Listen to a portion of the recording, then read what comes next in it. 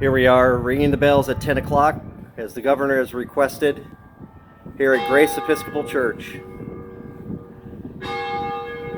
Our sexton, Blaine Hebert,